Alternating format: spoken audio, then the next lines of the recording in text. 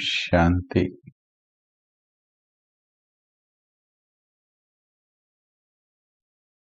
आप सभी महान आत्माओं का आज के इस सत्र में बहुत बहुत हार्दिक अभिनंदन है, जो लगन के साथ समय पर उपस्थित हो गए।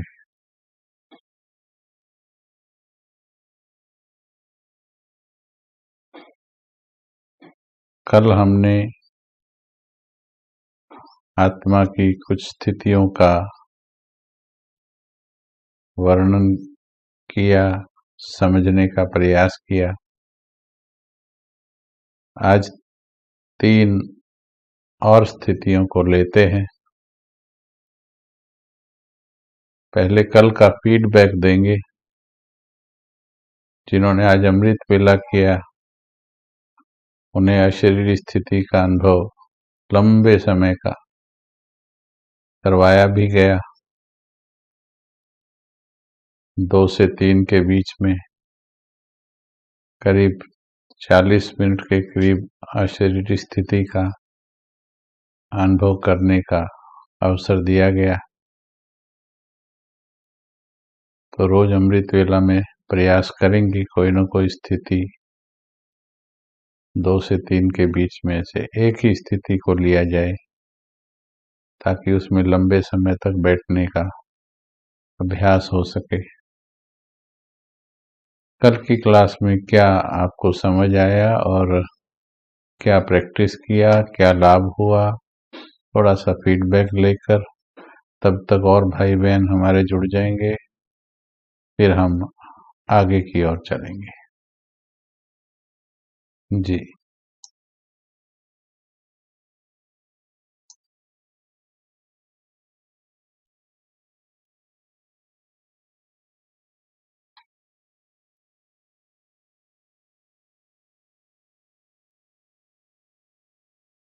बहुत अच्छा अशरीरी का अभ्यास रहा। आनंदमय घोषाल भाई जी लिख रहे हैं,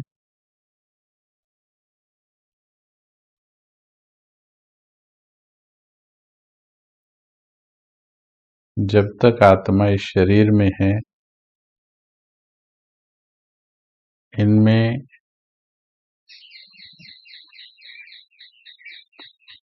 सभी स्थितियों की प्रकाष्ठा में नहीं पहुंच सकती है, क्योंकि ये स्थितियां ज्यादातर बनने के बाद होती हैं। संपूर्ण देवाभिमानी बन जाएंगे तो देवता बनेंगे, कर्मातीत बनेंगे तो फरिश्ता बनेंगे, लेकिन उनके नजदीक का अनुभव, यहाँ तक कि परम धाम की स्थिति का अनुभव भी जब तक आत्मा शरीर में है तब तक 100% वैसा अनुभव कर ही नहीं सकती। लेकिन जैसे एग्जाम से पहले एग्जाम का 100% तैयार हो ही नहीं सकता, 100% एग्जाम आने पर थोड़ा बहुत सीन कुछ अलग होता है। तो इसलिए परफेक्शन के बाद का सीन अलग होता है, परंतु तैयारी परफेक्शन के सीन को ध्यान में रखकर की जाती है। जैसे अभी कहा जाए कि भाई भूकंप आएगा तो अचल अडोल रहोगे, तो अब भूकंप प्रैक्टिकल में लाया नहीं जा सकता है, लेकिन उसको हम परिस्थिति को अनुभव के, दूसरों के अनुभव के आधार पर, देखी सुनी हुई के आधार पर जब दूसरी जगहों पर हुआ तो उन परिस्थितियों को विजुअलाइज करके स्वयं को वहां उस परिस्थिति में शिफ्ट करके, फील करके, और फिर हम सोचते हैं, चेक करते हैं कि मैं पास होऊंगा या फेल होऊंगा। तो ऐसे ही हर परिस्थिति की तैयारी होती है। ये भी स्थितियां ऐसे ही हैं। इसमें कल भी मैंने बताया था, बड़े सूक्ष्म सा अंतर होता है स्थितियों में। इसलिए कई कंफ्यूज हो जाते हैं बहुत। तो इस कंफ्यूजन में नहीं जाना है कि ये ठीक है या वो ठीक है। ज्यादा लगभग नजदीक आप पहुंच गए। फरिश्ता की मंजिल ऐसी है भाइयों बहनों, इसमें एक समय के बाद अकेले ही चलना होता है, क्योंकि आपने जो पाप किए पुण्य किए वो अकेले ही किए अपनी समझ से। तो एक समझ से, जैसे माँ बाप बच्चों को उठाकर उंगली पकड़कर थोड़ा सा चलना सिखाते हैं, आगे जिंदगी के रास्तों पर चलना, भीड़ से बचना, दूसरों से टकराने से खुद को बचाना, अपनी मंजिल पर पहुंचना, मंजिल निर्धारित करना, उसका रास्ता ढूंढना, ये सब माँ बाप नहीं कराते हैं, ये सब खुद ही करना होता है। उसमें भले किसी की मदद लेते हैं, कुछ भी करते हैं, परंतु करना खुद ही होता है। और उसमें भी फिर एक लिमिट ऐसी आती है जिसके बाद फिर किसी की मदद की भी आवश्यकता नहीं होती। वहां फिर सूक्ष्म प्रेरणाओं की आवश्यकता होती है, जो आपके और बाबा के बीच में होती है। इसलिए आपको बहुत ज्यादा प्रश्न लिखने की जरूरत नहीं। प्रश्नों से ये पता लग जाता है, ज्यादा प्रश्नों से, कि आप अध्ययन नहीं कर रहे हैं, सिर्फ प्रश्न पूछ रहे हैं। क्योंकि जो अध्ययन करता है वो उनके उत्तर भी ढूंढ लेता है। ये स्टडी ऐसी है, अव्यक्त बनने की स्टडी ऐसी स्टडी है। जो भौतिक स्टडी है उसमें प्रश्नों पर ज्यादा प्रश्न पूछने वाले को कहते हैं जिज्ञासा इसकी अच्छी है। शुरू की स्टेज में यहां भी ऐसा ही होता है, परंतु ज्यादा प्रश्न अगर कोई स्टूडेंट लौकिक स्टडी में भी एग्जाम के दिन से एक दिन पहले तक प्रश्न पूछे तो क्या बोलेंगे उसको? ये तो कंफ्यूज्ड करेक्टर है, ये दुविधा में है आत्मा। तो यहां भी शुरू में 2 बार 4 बार पूछने में हर्जा नहीं है, लेकिन लेकिन लेकिन अगर आप भगवान की वाणी को अच्छी तरह से सुनते हो, पढ़ते हो, अच्छी तरह से समय देते हो, प्रश्न पूछने में तो समय देते हैं, पर वही चीज बाबा की वाणी में पढ़ने में समय नहीं देते हैं, जबकि रोज वाणी में आता है, रोज वरदान आता है, रोज वरदान आता है।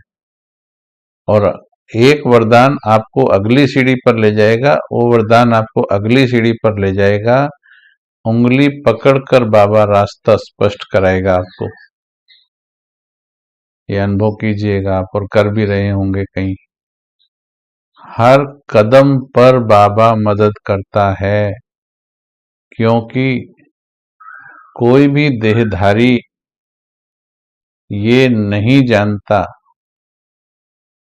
जब किसी देहधारी को खुद अपना फरिश्ता बनने का एंड तक का मार्ग और डेट खुद फाइनल नहीं है, वो आपकी फरिश्ता बनने की डेट और मार्ग और विधि फाइनल कैसे कर सकता है? परंतु थोड़ी सी हेल्प कर सकता है, थोड़ी सी मदद कर सकता है। ये बात सुनाने का मेरा लक्ष्य है कि आप उठो, हे अर्जुन उठो, तुम्हें समय देना पड़ेगा। सिर्फ प्रश्न पूछने से तुम्हारे हल नहीं होने वाले। अर्जुन को भी उठना पड़ा था, 18 अध्याय प्रश्न पूछे उसने। श्री कृष्ण ने धनुष उठाकर नहीं दिया उसको, प्रत्यंचा चढ़ाकर नहीं दी, सिर्फ समझ दी, और वही समझ 18 अध्याय की बाबा हम सभी को दे चुके हैं। मीठे आत्माओं, मीठे भाई बहनों, क्या हम अव्यक्त वाणियां स्टडी करने में, अव्यक्त वाणियां हमारी एडवांस स्टडी, पहले साकार स्टडी फिर अव्यक्त स्टडी, इसलिए रोज की मुरली में दोनों स्टडी के चैप्टर आते हैं। वरदान स्लोगन अव्यक्त से होता है, बाकी जो ब्रह्मा के मुख के द्वारा साकार में अनुभव युक्त बोल हैं वो मुरली होती है। लेकिन उस साकार मुरली से भी आगे क्या अव्यक्त के अनुभव रहे वो अव्यक्त में आते हैं। अव्यक्त स्टडी का पार्ट रोज होता है। तो इसलिए क्या मैं मुरलियां पढ़ने में समय दे रही हूं, स्टडी को समझने में समय दे रही हूं? अगर आप कर्मातीत स्थिति के बारे में प्रश्न पूछ रहे हो तो पहले ये पूछो, क्या कभी कर्मातीत स्थिति के बारे में कहीं पढ़ा, पढ़कर उस जिज्ञासा को खुद भी कुछ स्टडी किया? टीचर से भी प्रश्न वही स्टूडेंट पूछता ज्यादा अच्छा लगता है जो पहले खुद अध्ययन करे, फिर टीचर से भी सीखे। फिर वो ये अच्छे स्टूडेंट की निशानी आपको हम बता रहे हैं, ठीक है? नहीं तो प्रश्नों की भरमार में सार खो जाता है। चलिए, अव्यक्त वाणी कहीं पढ़ते हैं, परंतु अगला स्टेप है कैसे पढ़ते हो।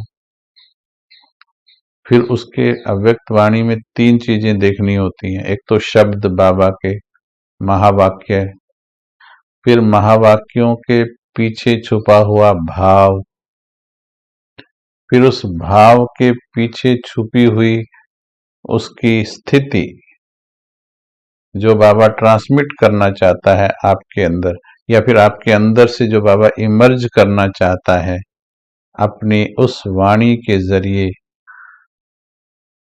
तो ये 3 चीजें आपको उसमें देखनी है। उसका भाव क्या है, बहुत गहराई से समझना है। सिर्फ पढ़ना पहला स्टेप है और ये अगले स्टेप है उसके। फिर बाबा से टचिंग लेकर के आगे का रास्ता तीव्रता से हमें तय करना है। आपकी फरिश्ता की मंजिल को अगर कोई जानता है कि आप कौन से शॉर्टकट से जा सकते हो, वो आप खुद। हाँ, कौन जानता है आप बताएंगे? हमारे फरिश्ता की जो मंजिल है उसका शॉर्टेस्ट रास्ता कौन जानता है? प्रश्न का उत्तर दीजिए।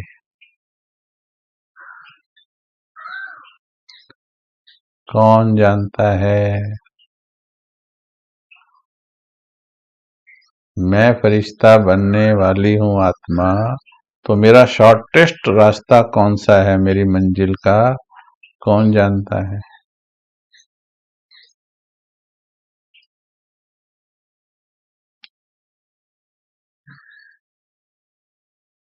देखो आया ना कंफ्यूजन, कंफ्यूजन वाला। कोई खुद लिख रहा है, कोई लिख रहा है बाबा लिख रहा है। 2 ही उत्तर आएंगे। खैर ये तो तीसरा तो दोगे ही नहीं। खुद और बाबा। जो खुद लिख रहे हैं वो थोड़ा करेक्ट कर लीजिए, करेक्ट कर लीजिए। तुम नहीं जानते हो अभी, तुम अभी नहीं जानते हो। तुम संकल्प रख रहे हो पर जानते नहीं हो। तुम इच्छा शक्ति रख रहे हो, इच्छा रख रहे हो या इच्छा शक्ति रख रहे हो, परंतु अभी जानते नहीं हो। अगर अभी आपको एक सीक्रेट बता देते, अगर आप जानते होते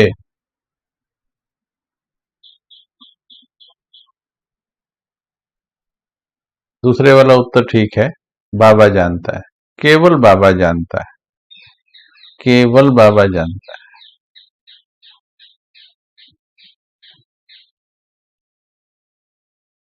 अगर आप जानते होते तो समझिएगा, तो आप इस क्लास में ना होते, आप उस अध्ययन को खुद कर रहे होते या करवा रहे होते। इस क्लास में आपका होने का मतलब है कि अभी जानते नहीं है। समझिएगा इस बात को, अगर आ जाए तो ठीक है, नहीं तो कोई बात नहीं है, not a very big matter, but समझ की बात है। आपको ऐसा बनना है कि इतनी लगन, इतनी हिम्मत, इतना लक्ष्य रखना है कि अब मुझे रास्ते ढूंढने हैं, निकालने हैं रास्ते। ठीक है, तो बाबा जानता है, तो उस बाबा के साथ हमारा कनेक्शन, इन क्लासेस का हमारा भाव, सेल्फ ट्रांसफॉर्मेशन का भाव केवल यही है। हम आपको फरिश्ता नहीं बना सकते, कोई भी नहीं बना सकता, केवल ये है कि आप अच्छी तरह से बाबा से जुड़ जाओ। ये भाव है सेल्फ ट्रांसफॉर्मेशन का। अच्छी तरह से जुड़ जाएं तो फिर बाबा आपका गाइड बनकर आपको फरिश्ता बना देगा। ठीक है, चलिए, बातें एक दिन में सारी समझ में नहीं आती हैं, समय लगता है समझने में भी। ओके जी, तो कल ठीक रहा फिर भी क्लास, हमने बहुतों के अनुभव पढ़े हैं, तो अशरीरी स्थिति और इनको एक्सप्लेन करते हैं जब, तो सभी का थोड़ा अपना अपना होता है और कई बार कंफ्यूजिंग भी हो जाता है, बट कोशिश हम यही करेंगे कि आपको क्लियर रहे।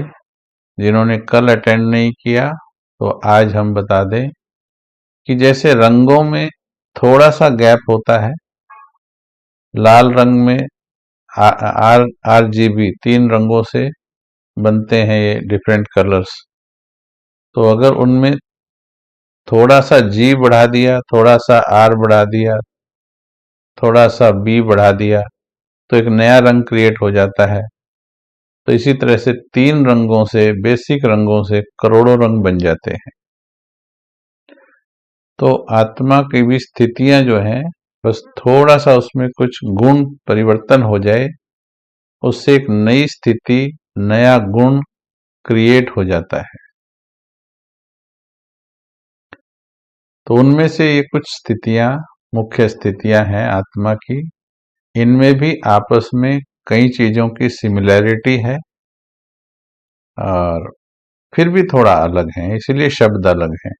नहीं तो सभी को एक ही शब्द से बोल देते ना, अगर एक ही होती तो ये कल समझाया था, कल की क्लास देख सकते हो। तो आज थोड़ा सा आपको अभी दिखाते हैं, थोड़ा फिर से विदेही स्थिति जो कल बताया था थोड़ा सा और समझाते हैं और फिर आगे चलते हैं।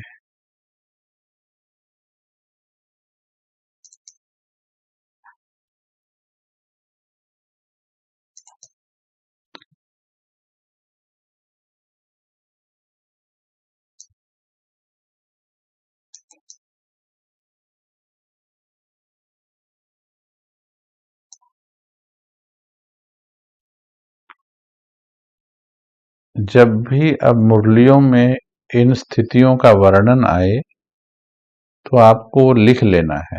हमें केवल मुरलियों के आधार पर ही चलना है, अपने मन मर्जी से नहीं बनानी है डेफिनेशंस भी।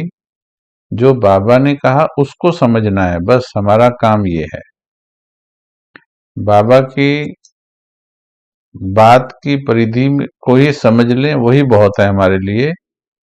उससे ज्यादा कोई इन्वेंशंस नहीं करनी है हमको, उसको समझने में आप समझ लगा सकते हो, बाकी बात बाबा ने पूरी समझा दी है। देखिए, विदेही स्थिति, जब आत्मा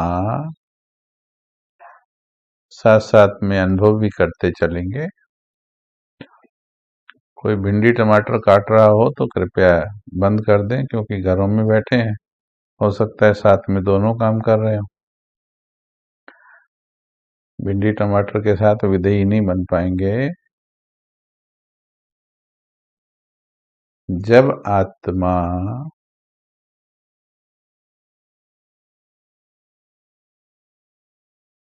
आत्मा पर चले जाओ, देह में रहते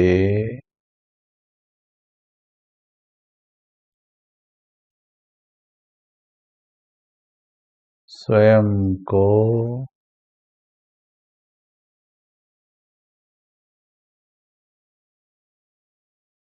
इससे अलग महसूस करती है,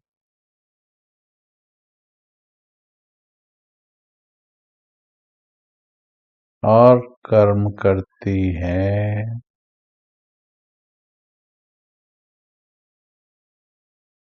इसको विदेही स्थिति कहते हैं।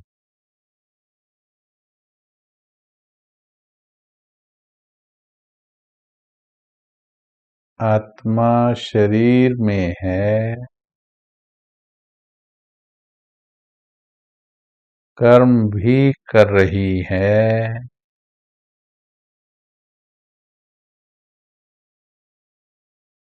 और न्यारेपन की फीलिंग में है।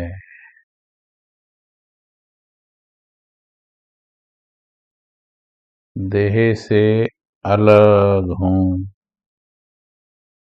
कल बताया था, जैसे सांप केंचुली को छोड़ता है तो केंचुली अलग, सांप अलग, शरीर अलग, आत्मा अलग।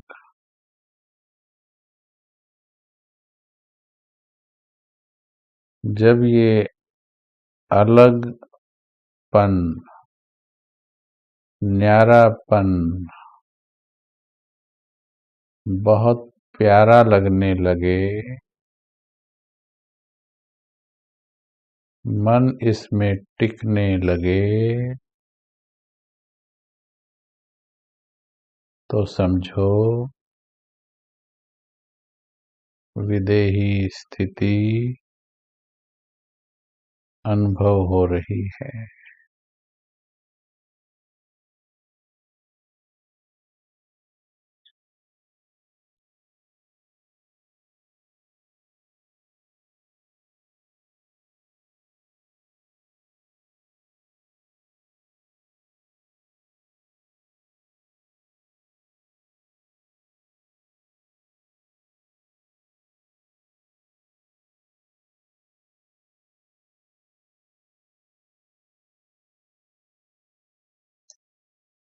जब ब्रह्मा बाबा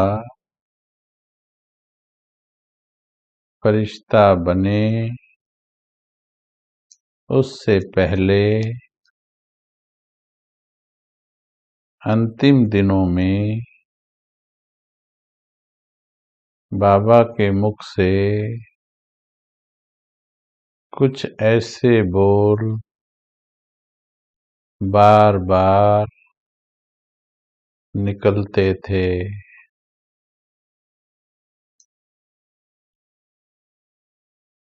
मैं आत्मा इस देह में रहते हुए भी नहीं हूँ।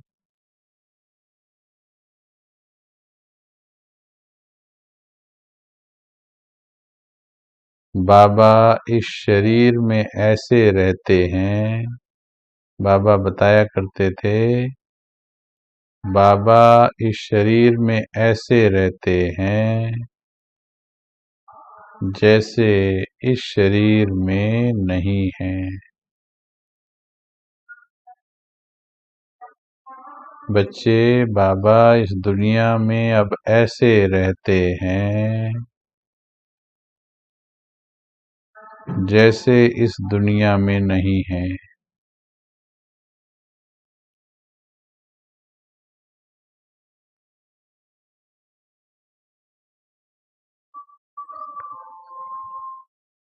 इस शरीर में रहते बाबा विदेही स्थिति को प्राप्त थे। संसार में रहते भी ऐसे रहते थे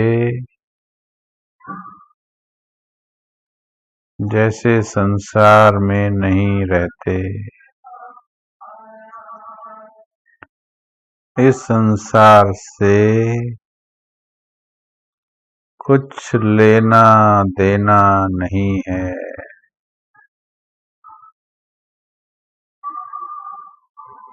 विदेही अवस्था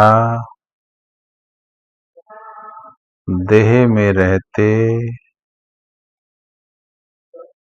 देह के कोई भी अच्छे बुरे प्रभाव से मुक्त रहना।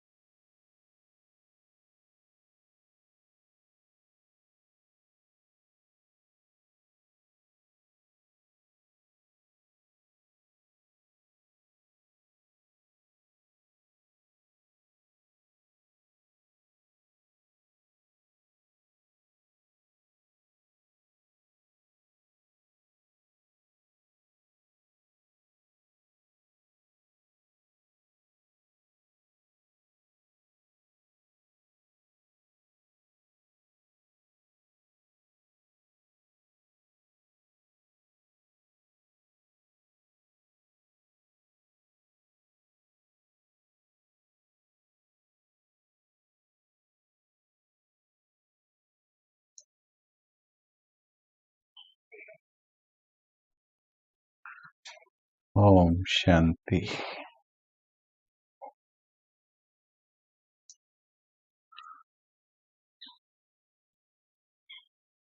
अब आगे की ओर चलते हैं। कर्मातीत स्थिति की ओर चलते हैं। कर्मातीत स्थिति को थोड़ा समझते हैं और फिर उसे हम थोड़ा अनुभव करेंगे, थोड़ा समझेंगे, थोड़ा अनुभव करेंगे।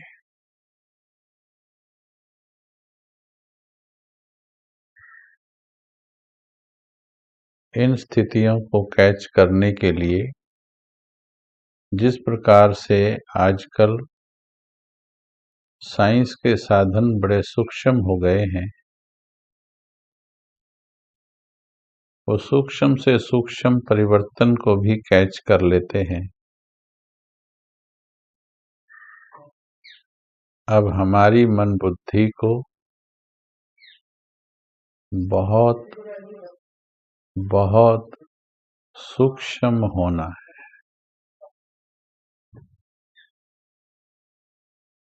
और सूक्ष्म बातों को कैच करने के लिए बहुत स्थिर, शांत, सूक्ष्म, स्वच्छ होना जरूरी है। ये भौतिक विज्ञान नहीं है जो अक्ल से समझ में आ जाएगा। ये सूक्ष्म विज्ञान है जो केवल सूक्ष्म मन बुद्धि से ही पकड़ में आएगा। इसीलिए इसको सूक्ष्म होकर के सुनना भी, समझना भी और अभ्यास करना भी सूक्ष्म होकर के।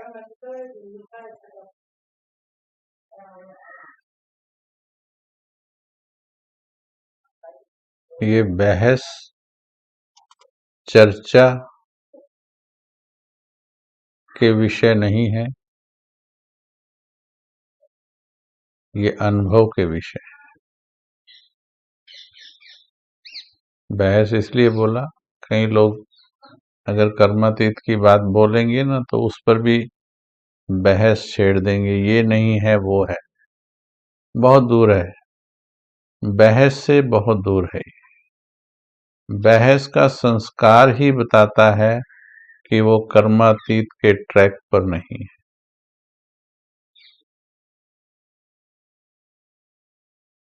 क्योंकि बहस, आवेश, जोश ये रावण के मार्ग हैं।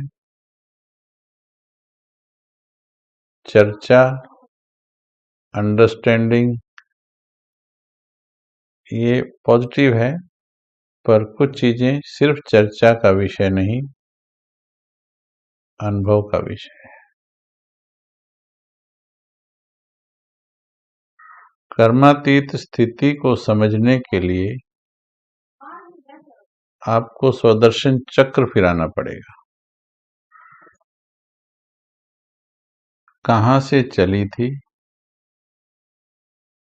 कैसे कैसे यहां पहुंची हूं, और ये सर्कल है। इस सर्कल में जहां से चली थी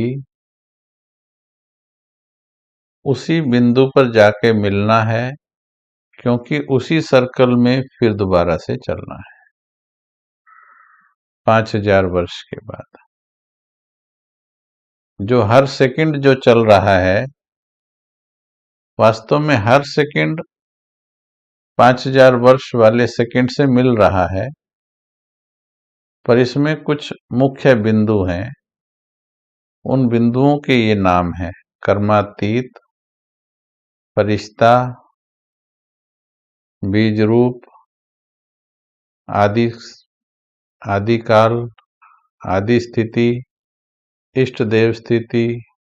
ये जो स्वरूप हैं, ये बीच के डॉट्स हैं, बीच की स्थितियां हैं। ये इनके बीच में हर पल स्थिति बदल रही। ये शब्द जो इस मुख से निकल रहे, मुझ आत्मा के इस मुख के द्वारा जो शब्द निकल रहे, 5000 साल पहले भी इसी लैपटॉप के सामने बैठकर इसी कैमरे की ओर ये दृष्टि करते हुए और इन्हीं आत्माओं के समक्ष बोले गए थे, जो अभी भी रिपीट हो रहा है। तो आत्मा परम धाम से चली, संपूर्ण पवित्र, संपूर्ण पवित्र, कोई मिक्सचर नहीं, कोई खोट नहीं, कोई वायरस नहीं, संपूर्ण पवित्र, 16 कला संपूर्ण, संपूर्ण निर्विकारी। इसको पहले फील करोगे, क्योंकि अगर इसे फील नहीं किया तो यही तो बनना है फिर से जाकर। इसे फील नहीं किया तो फिर बन भी नहीं पाओगे, क्योंकि वक्त बनाएगा फिर। ब्रह्मा बाबा ने लक्ष्मी नारायण को फील किया, उसकी फोटो को जेब में रखा, बार बार देखा देखा देखा देखा, इतना उसे फील किया कि वही बन गया। इसीलिए बताया था कि अपने घरों में 5.5-6 फुट का एक लक्ष्मी नारायण का तस्वीर रखो, रोज उसको बार बार बार बार देखो। बाबा की श्रीमत है ये। तो वहां से मैं चली थी, कैसी आई थी, उसका फील अगर होगा तो ही उस फील के साथ वैसा बन पाएंगे। तो वहां से मैं चली संपूर्ण पवित्र। जब पहले दिन देह में आई, जब जन्म लिया, धीरे धीरे थोड़ा शरीर बड़ा हुआ, लेकिन एक दिन से दूसरे दिन में गिरावट ज्यादा नहीं थी, लगभग बराबर से ही दिन थे। 16 कला से 14 कला आने में 1250 वर्ष लग गए। मतलब आत्मा की गिरावट, गिरावट ही कहेंगे इसको, परिवर्तन इतनी कम गति से होती है, इतनी कम गति से कि बिल्कुल भी एहसास नहीं होता है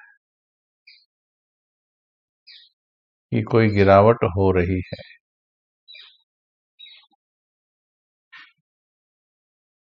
फिर थोड़ी सी गिरावट की गति बढ़ जाती है। आत्मा की चेतना देह में थोड़ी और ज्यादा प्रवाहित होने लगती है।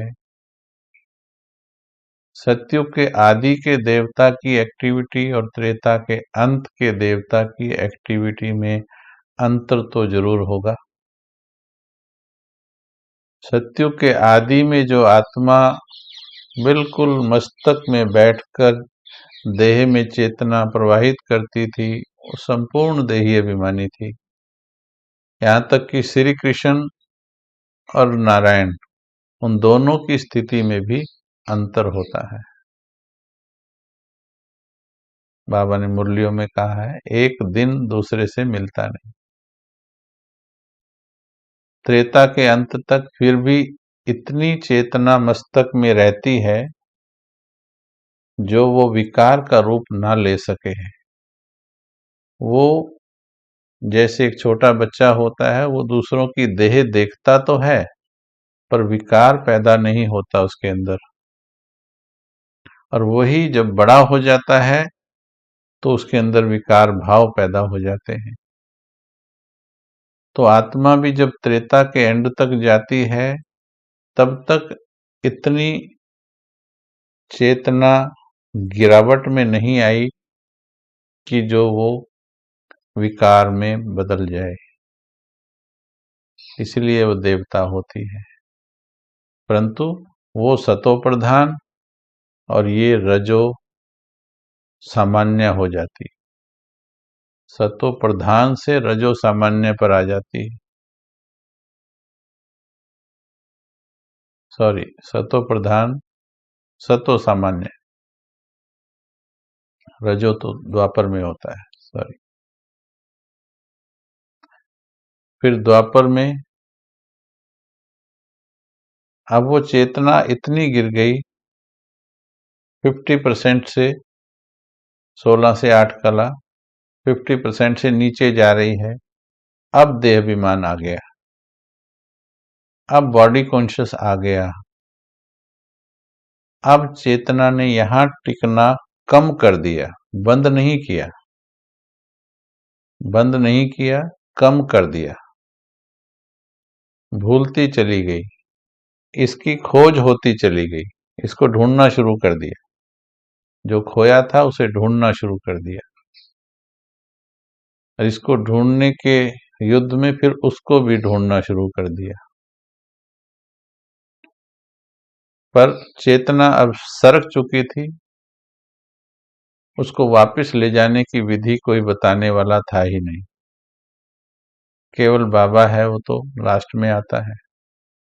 अब धीरे धीरे ये चेतना यहाँ से यहाँ, यहाँ यहाँ देह में, फिर दूसरों की देह में, फिर वस्तुओं में, फिर संसार में, अभी देखो कहाँ तक पहुंची है चेतना। दूर दूर तक बिखरी पड़ी है, एक जगह नहीं, अनेक जगह। तो अंत तक आ गए, और इस बीच में जो 63 जन्म बीते, उस गिरती हुई स्थिति में हर सेकंड जिसके साथ भी इंटरेक्ट किया, कोरोना लेकर के जिसके साथ भी इंटरेक्ट किया, सारों को क्वारंटाइन होना पड़ता है आजकल। देखो, जिसको भी छुआ वायरस उसमें भी गया, उसके साथ भी हिसाब किताब बना लिया। कितने जन्म? 63 जन्म। कितने वर्ष? 2500 वर्ष। कितने दिन? 2500 गुना 365। कितने मिनट? 2500 गुना 365 गुना कितने घंटे? 24। कितने मिनट? 2500 365 24, और फिर 60 मिनट, फिर आगे 60 मल्टीप्लाइड सेकंड्स। हर सेकंड देह विमान के कारण आत्मा से कुछ न कुछ विकर्म हुआ है, क्योंकि देह विमान में रहती है। ठीक है, अब सोचो बोझ कितना जमा हुआ होगा। तभी कहते हैं, पाप की गठरी सिर पे धरी, अब रैन कहाँ जो सोवत है। अब इतनी गठरी लेकर के फिर हमने पुकार के बाबा को बुला लिया। अब बाबा का ज्ञान लेने के बाद हमारा उत्थान शुरू हो गया। हिम्मत के हिसाब से मदद मिलती रही, उत्थान की ओर बढ़ते रहे। लेकिन बीच में कुछ और भी हुआ। भगवान ने एक का पदम गुणा दिया, परंतु बीच में जो गलतियां हो रही, उनकी नेगेटिव मार्किंग भी हो रही है। उन गलतियों में अपनी समझ की चेतना कितनी है, सच्चाई, भोलापन, अज्ञानता, अबोधपन या विकार कितना है, उसके आधार पर ये परसेंटेज लगती है। भोलेपन में अगर कुछ होता है, सजा उसकी भी है, कम वो नहीं है। ये ऐसे जैसे छोटे बच्चे से कोई गिलास टूट जाए और वही 10 वर्ष का बच्चे से टूट जाए या फिर बड़े से टूट जाए, तो एक्टिविटी एक ही है, पर भोलेपन के कुछ मार्क्स, सजा कम होती है। तो कितने भोलेपन में हुए पाप, या कितने फिर जानबूझ के किए, कितना विकारों के वश किए, कहीं तो जानबूझ के भी किए। करूंगी, करना ही है, इसके बिना गुजारा नहीं होगा। तो उसके कारण आत्मा ने ज्ञान में आके भी, अब बाबा ने कहा भोजन शुद्ध करना है, और हम जवाब भी दे रहे हैं कि भोजन शुद्ध होना चाहिए, पर फिर भी मानते नहीं, फिर भी देहधारियों की मानते हैं, भगवान की नहीं मानते। बाबा ने कहा पवित्र रहो, हम पवित्रता की वास्ट परिभाषा है, पवित्र रहो। तो कितने हम पवित्र रहते हैं, स्मृतियों से भी कितने हम पवित्र हैं। पिछला हफ्ता पूरा दृष्टि के ऊपर चला, क्रिमिनल आई नहीं होनी चाहिए। कितना हमारी आई क्रिमिनल हुई बीच में, एक एक का फिर नेगेटिव मार्किंग भी 100 गुना है। फिर टोटल इसका हिसाब लगाएंगे। अमृत वेला बाबा ने कहा उठो, चलो 4 वाला तो करो। अब वो भी 4 वाला भी बहानेबाजी में नहीं किया। अब सोचिए, दोनों का हिसाब लगेगा। अब जब तक ये कैलकुलेट ना हो, कर्मातीत अवस्था का सिर्फ कमेंट्री करने से कर्मातीत नहीं बनेंगे। आपको ये पता होना चाहिए कितना ऋण आपको चुकाना है। कोई है ऐसा जो बिना ऋण जाने हुए, प्रिंसिपल अमाउंट जिसे कहते हैं, प्रिंसिपल अमाउंट जाने बिना आप कैसे किश्त निकाल सकते हो? कोई ऐसा बोल सकता है कि मेरे बाप दादा ने अनगिनत ऋण लिया था, अब उसे चुकाना है, तो पर मंथ क्या किश्त देगा? नहीं पता लगेगा। यानी सरल करके बताते हैं, रोज हमें कितनी तपस्या करनी है, कितनी दृढ़ता से धारणाएं करनी है, कितना अटेंशन रखना है, कर्मातीत बनने की धुन कितनी लगानी है, या सिर्फ कमेंट्री बोलने से काम चल जाएगा, कमेंट्री लगा के सुनने से काम चल जाएगा, गीत लगा के रोज सुनने से विदेही फरिश्ता बनो, मैं हूं फरिश्ता जिसका नहीं कोई रिश्ता, ऐसे गीत चलाने से कितने साल में बन जाएगा? ये कैलकुलेट जब तक ना हो तब तक कर्मातीत की परिभाषा भी पढ़ते हुए कर नहीं पाएंगे। तो ये यात्रा जरूरी थी प्यारे भाई बहनों। अभी हम देखते हैं कर्मातीत स्थिति की परिभाषा क्या कहती है। कर्मातीत अर्थात कर्म करते भी कर्म फल से न्यारा बन जाना। हाँ जी, याद करो, ये चक्र इसलिए फिर आया क्योंकि जिस रास्ते से, जिस जिस अवस्था से गिरते आए हैं, वापसी के ट्रैक में उसी उसी अवस्था से फिर से गुजरना है।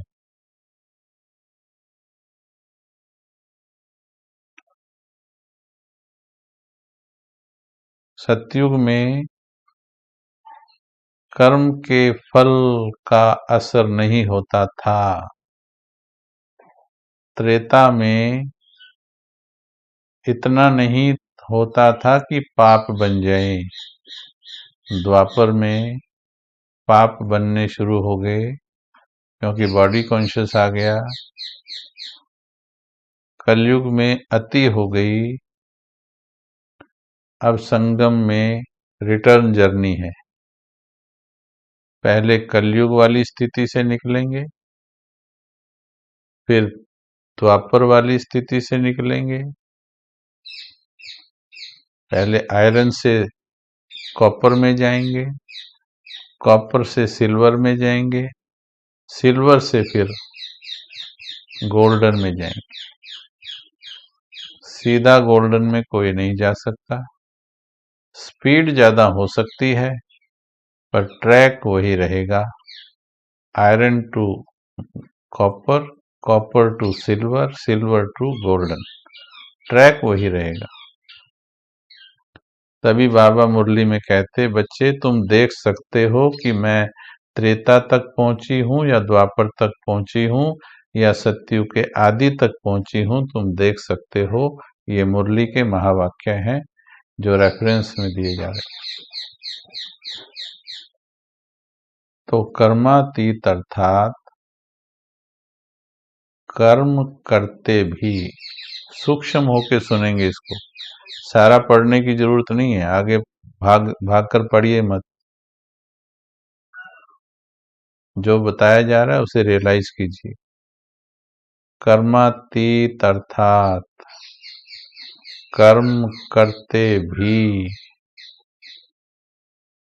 कर्म फल से न्यारा बन जाना, अर्थात कर्म के किसी भी प्रतिफल के प्रभाव में नहीं आना। अभी आप थोड़ा सा अवलोकन करेंगे अपने जीवन में, जो भी कर्म आप कर रहे हो, जो भी कर्म कर रहे हो, क्या उस कर्म के फल से प्रभावित होते हो या नहीं? कर्म के फल से प्रभावित होते हो या नहीं? चेक करो, सिर्फ लिखना नहीं।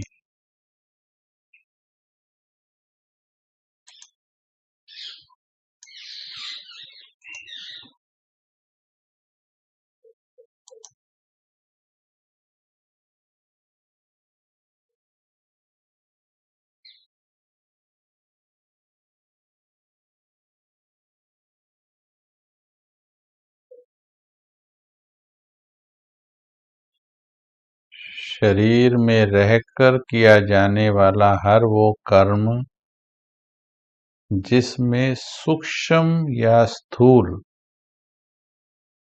किसी भी रूप में फल की कामना और चाहना ना हो,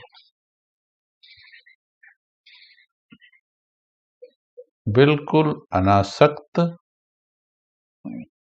जैसे कढ़ाई छोड़ देता है हलवा बनने के बाद, कढ़ाई के बीच में है पर अनासक्त हो जाता है, उससे उपराम हो जाता है, चिपकना बंद कर देता है। अनासक्त उपराम वृत्ति में रहकर किया गया कर्म ब्रह्मा बाबा को अंतिम समय बाबा का अगर समझेंगे, जो जो आत्माएं ब्रह्मा बाबा के सम्मुख आई, उन्हें स्पष्ट फील हुआ। अब ये देखना क्या तुम्हारे से फील होता है क्या? उन्हें फील हुआ जैसे कि ये ब्रह्मा का शरीर यहाँ है पर नहीं है।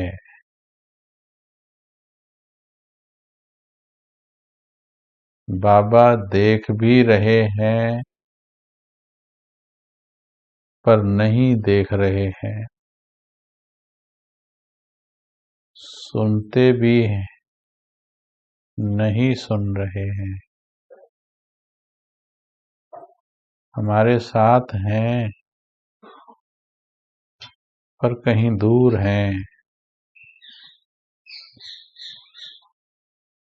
उनका मन कहीं और किसी और नशे में चूर है और नजरें उसी नशे से भरपूर हैं। आंखों में कुछ अद्भुत सा नूर है।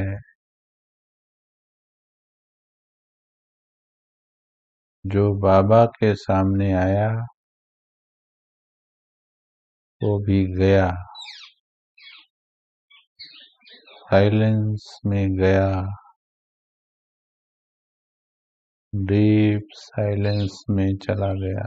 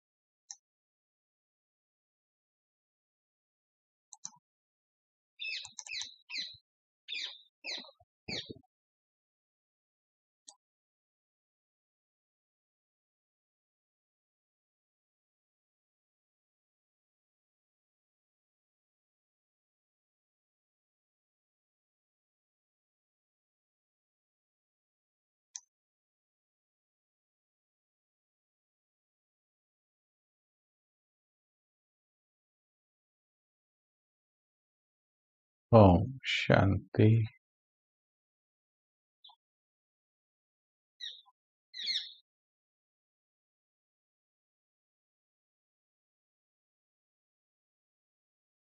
आज ये होमवर्क करना, जहां से भी मिले, बाबा की अव्यक्त वाणियों से जाता। इंटरनेट पे भी अगर देखो तो आत्माओं के अनुभव नहीं, बाबा की वाणी देखना। अनुभवों में अंतर हो जाता है, वाणी को पढ़ना है, वाणी को समझना है, वाणी से ही लेना है। वाणी को अगर 10 बार पढ़ लिया जाए वो ज्यादा अच्छा है, बजाय कि 10 वीडियो देखने के। 10 वीडियो में 1000 कंफ्यूजन होंगे और संपूर्णता फिर भी नहीं होगी। वाणी को पढ़ लो 10 बार, पढ़ो, समझो, पढ़ो और बाबा को बोलो, समझा। पढ़ो, समझा, मुझे अधिकार से बोल सकते हो, मुझे समझा, मुझे फरिश्ता बनना है, मुझे समझा, मुझे समझाओ, मुझे समझाओ, मुझे।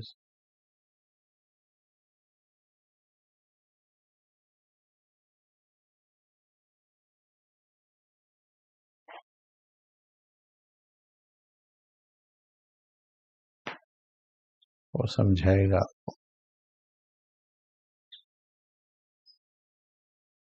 केवल वही समझा सकता है, केवल वही।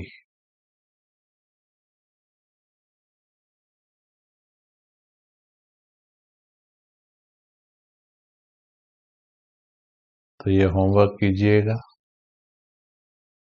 एक छोटा सा वैसे ही डाइवर्शन का उदाहरण देता हूं। अभी चैट चल रही थी आप लोगों की, ऐसी नजर गई, इतना सूक्ष्म विषय चर्चा हो रहा, कर्मातीत स्थिति के बारे में सुनने के लिए बैठे हो। मुझे नाम याद नहीं है, लेकिन वो एक नजर गई, जिसने भी लिखा होगा देख लीजिएगा। इतना सूक्ष्म विषय कि चेतना को इस धरती से दूर ले जाने का प्रयास हो रहा है, और किसी ने लिखा, वाह, पक्षियों की आवाज आ रही है। अब सोचिए जरा, उनकी सोच, जो भी मीठे भाई या बहन जो भी होंगी, हमने नाम भी नहीं देखा, पर एक एग्जाम्पल दे रहे हैं। बात इतनी सूक्ष्म विषय की हो रही, फरिश्ता का चित्र बनाने के लिए कहा जा रहा, कर्मातीत का, उसे समझने के लिए सूक्ष्म होने के लिए कहा जा रहा। आप रियल में मानिए, हमें खुद नहीं सुनाई दे रही कि यहाँ कोई पक्षी बोल रहे, खुद नहीं, ऐसा भान नहीं। अब बोलने से आया उनके, जब उन्होंने लिखा तो पढ़ा तो आया भान की पक्षी बोल रहे हैं, नहीं तो भान नहीं था कि यहाँ कोई पक्षी बोल रहे हैं। ये क्या है? चेतना का भटकाव है। ऐसी, ये तो एक एग्जाम्पल दिया, ऐसे देखिएगा आपके विचार कहाँ कहाँ भाग रहे थे, या पूरी तरह से एकाग्र थे, तो माया बहुत रूपों में आती है। जब तक सूक्ष्म नहीं होंगी, ये उदाहरण इसलिए दिया कि ये सूक्ष्म बुद्धि नहीं थी, ये दुनिया की आवाजें पकड़ रही हैं, चिड़ियाघर में मिलती हैं ऐसी आवाजें। ओके, ठीक है, समझाने के लिए बोला है, बाकी अपना देखिए मन बुद्धि को, कर्मातीत पर फोकस कीजिए।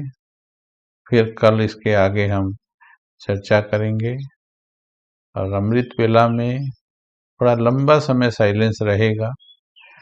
अब आपको ढूंढने हैं रास्ते, उसमें कम कमेंट्री होगी, लक्ष्य दिया जाएगा, दिन में समझा दिया गया है, अध्ययन खुद कीजिए, नींद आती है तो आपका नुकसान है। आपको जागना है, एग्जाम आपको देना है, आपके लिए कोई दूसरा एग्जाम नहीं देगा। तो कुछ लिखते हैं कि भाई सवेरे कमेंट्री नहीं कराई, आपके हिसाब से अब समय नहीं चलेगा, आपको समय के हिसाब से दौड़कर गाड़ी पकड़नी है। Okay, thank you. बहुत बहुत दिल की गहराइयों से आप मीठी आत्माओं का शुक्रिया है। आज क्या समझा लिखते हुए साइन ऑफ करेंगे। आज क्या समझ में आया है? एक स्थिति अभी नहीं हुई है, पूरी नहीं हुई है, ये कल यही लेनी पड़ेगी। क्या समझा बताएंगे थोड़ा सा।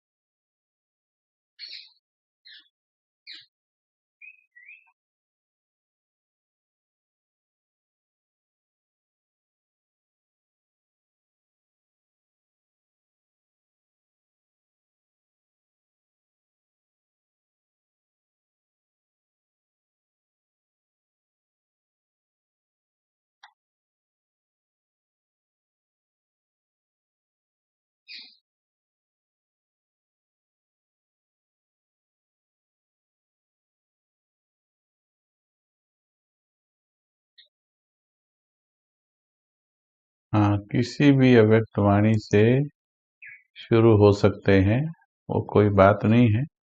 हर अव्यक्त वाणी आपको फरिश्ता बना सकती है।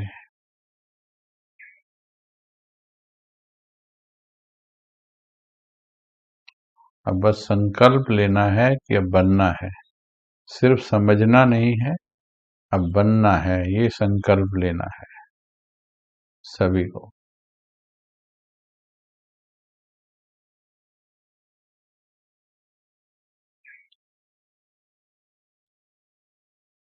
चलिए, थोड़ा समझ में आ रहा है।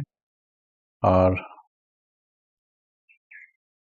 बस पहले समझना है, उसे अंदर बसाना है कि इतने पाप कर्म किए हुए हैं, सिर्फ हल्केपन में दूर नहीं होंगे, हल्के पुरुषार्थ से दूर नहीं होंगे। दिन भर भी कर्म करते हुए भी चिंतन करना, कर्म करते न्यारे रहना, देहधारियों से डिटैच रहना, देहधारियों से अलग होते जाना देहधारियों से। रूठना नहीं, अलग माना मन से अलग, जैसे उनके बीच में होते भी अलग हैं, ऐसे अंदर से स्थिति बनाते जाना है।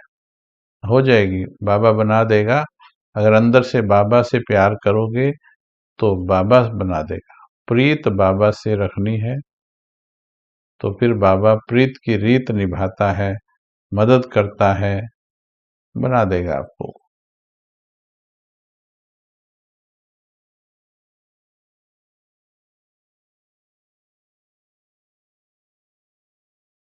अब कोई भी आपके पास आए,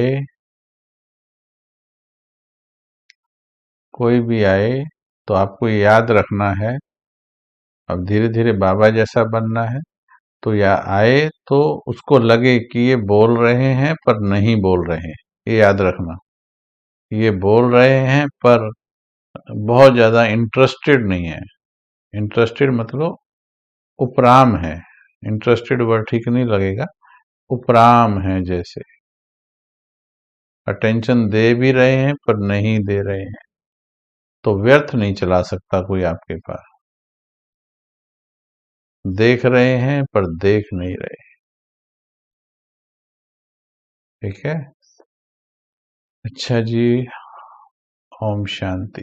अव्यक्त वाणी कहीं से भी शुरू कर दो, उसमें कोई ये नहीं है कहाँ की करें।